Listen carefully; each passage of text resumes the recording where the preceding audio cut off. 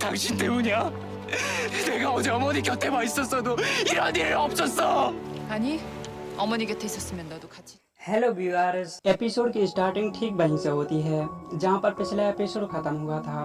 डल्पो जेमिंग इना पर हमला कर देता है, लेकिन इससे पहले कि वह कुछ कर पाता उससे पहले ही डल्पो वहां पर आकर इना को बचा लेता है और वह जेमिंग को रोकने की कोशिश करने लगता है, पर जेमिंग नहीं मानता। तब उसे शांत करवाने के लिए डल्पो उसे सच सच बता देता है कि मैं तुम्हारा छोटा भाई हामिंग हूँ, जिस पर जेमिंग को पहले तो यकीन नहीं होता। तब उसे यकीन दिलाने के लिए डल्पो बोलने लगता है।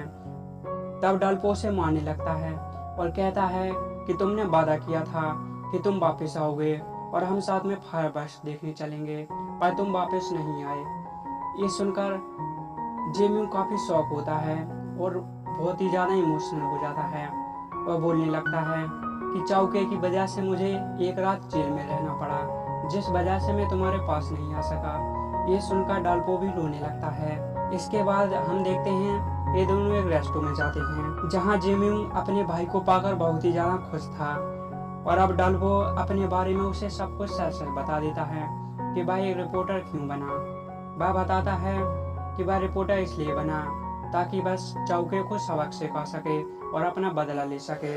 इस बात को सुनकर जेमिंग को थोड़ा अच्छा लगता है, लेकिन वो कहता है कि मैं अपने तरीके से ही चाउके से बदला लेना चाहता हूँ। इसलिए अभी वो डल्पो को इस केस से दूर रहने को बोलता है। अब डल्पो उससे पूछने लगता है कि क्या तुमने सच में मून डुक्सू का मर्डर किया है। इस पर जेमिंग भी सब कुछ सच सच बता देता है और इस बात को सुनकर के उसके भाई ने किसी का मर्डर किया है वह बहुत ही ज्यादा उदास हो जाता है। साथ ही वह कहता है कि तुम इस केस से दूर रहो और किसी को ये मत बताना कि मैं तुम्हारा भाई हूँ, क्योंकि अगर मुझे कुछ हो जाए तो इससे तुम्हें कोई परेशानी नहीं आएगी। वहीं दूसरी तरफ जब इन्हें एमएससी ऑफिस पहुंचती है तो बांग उसे काफी डांटने ही वाला था, लेकिन ली बीच में आकर उसे बचाता है। वह उसे झूठे मूठे डांटते हुए कहता है कि तुम्हें अब हर बात की हमें जानकारी देनी चाहिए। दूसरी तरफ हम डल्पो को देखते हैं। जब वह अपने ऑफिस पहुंचता है तब उसे पता चलता है कि कंग यूरी को जेमिंग के पीछे लगाने वाला है, पर डल्पो ये जानता था कि अगर यूरी जेमिंग को फंसाएगी तो वह उसकी काफी ज्यादा इंसल्ट करेगी। इसलिए वो कांग को पहले ही सब कुछ सच सच बता देता है और बोलता है कि मैं अपने भाई को किसी तरह सरेंडर करने के लिए मना लूंगा। और जैसा कि यह केस बहुत ही ज्यादा सीरियस था इसलिए कांग भी मान जाता है और वह इस केस को डल्पो को दे देता है। वहीं हम इना को देखते हैं जो सोच रही थी कि जब जेमिंग ने उस पर हमला किया था तो तब क्या डल्पो और जेमिंग अच्छे से मिले होंगे, और इसी वजह से वह एक बार में जाती है जहां पर वह काफी ड्रिंक करने लगती है। तभी वहां पर यूरी भी उसे ज्वाइन करती है और वो साथ में ही ड्रिंक करने लगते हैं। वहीं हम देखते हैं डल्पो जाकर जेमिंग से सरेंडर करने को बोलता है, लेकिन जेमिंग उसे याद दिलवाता है कि चाउके की वजह से ही उसके डैड को फंसाया गया था और उनकी मोम को मीडिया का सामना करना पड़ा था और चाउके की वजह से ही उनकी मोम ने सुसाइड कर लिया था। इन बातों को सुनकर डल्पो काफी ज्यादा इमोशनल हो जाता है। अब डल्पो वहां से निकलकर अपने आप को ही ब्लेम करने लगता है। वो सोचता है अगर मैं पहले ही जेमिंग के पास पहुंच जाता और इना के पास नहीं रुकता हो सकता है उसका भाई आज मर्डर नहीं होता।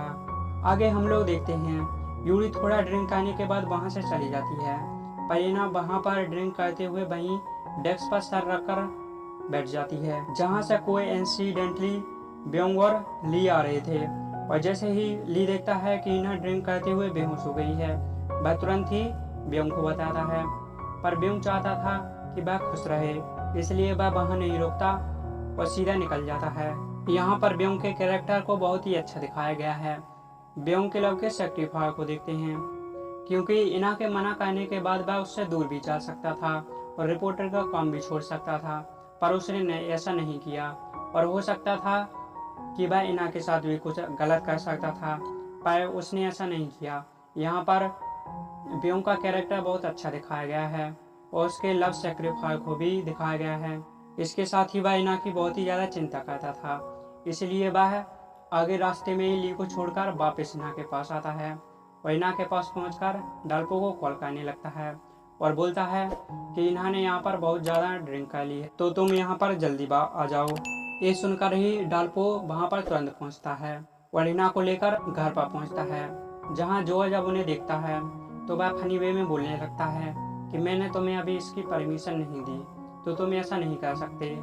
पर डाल्पो इन सबको इग्नोर करते हुए इना को रूम में लिटाकर खुद सोने चले जाता है। नेक्स्ट मॉर्निंग हम देखते हैं जब इना सोकर उठती है तो जो तुरंत उसे पिछली रात की हरकत के बारे में बताने लगता है, जहां इना को ये सुनकर काफी अच्छा फील होता है कि डाल्पो उसे घर पर लेकर आया था। इसके बाद जब वो ब्रेकफास्ट करके वापस आती है तब उसे याद आता है कि डाल्पो पिछली रात उसे कुछ बोलकर उसे भूलने के लिए कह रहा था, पर उसे कुछ भी याद नहीं आ रहा था कि आखिर वो कहना क्या चाहता था। इसलिए वो तुरंत डाल्पो के पास पहुंचकर इस बारे में पूछने लगती है, पर डाल्पो उसे कुछ भी नहीं बताता। इसके बाद डाल्पो को यूरी से बात करते हुए पता चलता है कि जेमिंग चाओके के साथ इंटरव्यू करने के लिए मान गया है। इस बात को सुनकर डाल्पो काफी ज्यादा शॉक होता है। वो घबराते हुए दौड़कर जेमिंग के पास पहुंचता है, क्योंकि उसे पता था कि जेमिंग चाओके को मार देगा, और जेमिंग भी इस बात को एक्सेप्ट करता है कि वो इंटरव्यू के दौरान जरूर ही चाओके को नुकसान पहुंचा देगा, जिस पर डाल्पो उसे समझाने की कोशिश करता है, पर जेमिंग नहीं मानता और यहाँ से डाल्पो को पंच करके जाने लगता है। और इना भी यह जानना चाहती थी कि आखिरकार वो क्या बात थी। इसी वजह से वो उस जगह पर पहुंचती है जहाँ पर वह पिछली रात थी, और वहाँ पर थोड़ा समय स्पेंड करने के बाद उसे याद आ जाता है कि डाल्पो उसे क्या कहना चाहता था। तब उसे याद आता है कि डाल्पो से बता रहा था कि उसे भी चाओके को सबक सिखाना है, पर वो इना की वजह से ऐसा नहीं कर सकता, क्योंकि इससे इना को काफी ज्यादा दुख पहुंचेगा और वो इना को दुखी नहीं कर सकता और उसे दुखी नहीं देख सकता। अब जैसे ही इना को ये सब याद आता है वो काफी ज्यादा रोने लगती है। इसके बाद वो डाल्पो से मिलकर उसे बता देती है कि मुझे सब कुछ याद आ गया है और तुम मेरी वजह से मत रुको, और कहती है चाओके को उसकी किए की सजा मिलनी ही चाहिए, और इना उससे रोते हुए ब्रेकअप कर लेती है। तब डाल्पो उसे आखिरी बार किस करता है और इना कहती है कि अब तुम बिल्कुल भी नर्वस मत होना और चाओके का डटकर मुकाबला करना। फिर यहाँ से डाल्पो जेमिंग के पास जाता है और बोलता है कि तुम्हारे इंटरव्यू के दौरान तुम सब कुछ एक्सेप्ट कर लेना, साथ ही मैं तुम्हारी मदद करूँगा, क्योंकि किसी को मारकर कोई भी फायदा नहीं होगा। हमें उसे बेइज्जती के साथ जिंदा रखना होगा और इतना तड़पाना होगा जिससे वो खुद ही मरने के बारे में सोचने लगे और लोग भी उसे रिपोर्टर ना समझे। जिस पर जेमिंग इस बार कन्विंस्ड हो जाता है, क्योंकि उसे खुद भी किसी को मारते हुए अच्छा नहीं लग रहा था। साथ ही उसे डाल्पो का पूरा भरोसा था। आगे हम लोग देखते हैं जेमिंग का जब इंटरव्यू होने वाला था तब वह इंटरव्यू के दौरान सब कुछ एक्सेप्ट कर लेता है कि उसी ने ही मुंडुक्सु और उसके 2 दोस्तों का मर्डर किया है। इस बात को सुनकर सभी काफी ज्यादा शॉक हो जाते हैं और इसके प्रूफ के लिए वह पारिजियन को देखने को बोलता है। दूसरी तरफ डाल्पो भी बहुत सारे पुलिस वालों के साथ मुंडुक्सु की डेड बॉडी को वहां से निकाल लेता है और इस एक्सीडेंट की रिपोर्टिंग डाल्पो ही करता है, और वो दोनों बातों बातों में चाओके को ही इसका दोषी बता देते हैं कि ये सब चाओके की वजह से ही हुआ और उसी की वजह से ही उसकी फैमिली उससे दूर हो गई थी, और उसे काफी ज्यादा उल्टा सीधा बोलने लगते हैं। इसके बाद जब डाल्पो इस केस के बारे में रिपोर्टिंग कर रहा था तब डाल्पो अपना असली नाम हाम्युंग यूज करता है, जिसे सुनकर सब काफी ज्यादा शॉक होते हैं और अब वो सब कुछ सच बता देता है कि जेमिंग उसका बड़ा भाई है और मैं फायरमैन किम का बेटा हूँ। हम देखते हैं ये सब जो और ग्रैंडपा भी देख रहे थे और इस बात को सुनकर दोनों ही काफी ज्यादा दुखी होते हैं। इसके बाद जब जेमिंग को पुलिस लेकर जा रही थी तब उसके पास हाम्युंग आता है और ये दोनों एक दूसरे को गले लगाकर काफी ज्यादा रोते हैं और हम यहाँ पर बेहद ही इमोशनल सीन को देख पाते हैं और उन्हें समझ नहीं आ रहा था कि वो क्या करें, पर क्योंकि उनका बदला एक तरह से पूरा हो गया था तो जेमिंग उसे समझाता है और वहां से चला जाता है।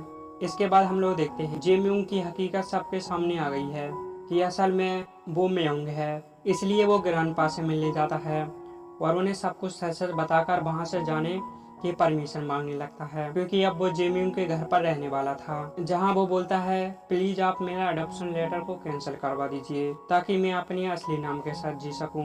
पर यहाँ ग्रैंडपा बहुत ही ज्यादा दुखी होते हैं और रोने लगते हैं। साथ ही हम देखते हैं डाल्पो को इस तरह जाता देख जो को भी बिल्कुल भी अच्छा नहीं लग रहा था, क्योंकि वो डल्पो को अब फैमिली का एक हिस्सा ही मानने लगा था। इसलिए वो भी उसे रोकने की कोशिश करता है, पर म्योंग उसे किसी तरह समझा लेता है कि अब मुझे जाना होगा। अब जो ऐसा चाहता तो नहीं था, पर उसे म्योंग की जिद के सामने झुकना पड़ता है। हम लोग इना को देखते हैं जो काफी ज्यादा रो रही थी और म्योंग के साथ बिताए उन सुनहरे पलों को याद कर रही थी, क्योंकि इन सब को बहुत ही ज्यादा दुख हो रहा था कि डल्पो जो इतने सालों से उनके साथ रह रहा था और वो उनकी फैमिली का हिस्सा ही था, दूर जा रहा था। इसके बाद जब म्योंग घर पहुंचकर अपना पुराना सामान देखता है तो वो काफी इमोशनल हो जाता है और रोने लगता है, क्योंकि उसे समझ नहीं आ रहा था कि वो क्या करे, कि उसकी फैमिली आखिर क्यों बर्बाद हो गई और वो आखिर क्यों इनसे मिला। इसकी थोड़ी देर बाद वो जेम्यूंग से जेल में मिलने जाता है, जहाँ इनकी बातों से हम जान पाते हैं कि इनका बदला अभी पूरा नहीं हुआ है और ये चाउके को और भी ज्यादा बेइज्जत करना चाहते हैं। वो उसे इतना टॉर्चर करना चाहते हैं ताकि वो खुद ही मरने के बारे में सोचने लगे, ताकि वो खुद को ही कभी माफ ना कर सके और सभी उससे नफरत करें, जैसा कि 13 सालों तक उन्हें सहन करना पड़ा। इसके बाद जेम्यूंग म्योंग से कपड़े मंगवाता है, क्योंकि उसे कल क्राइम सीन पर लेकर जाया जाएगा। और यहीं पर यह एपिसोड समाप्त हो जाता है।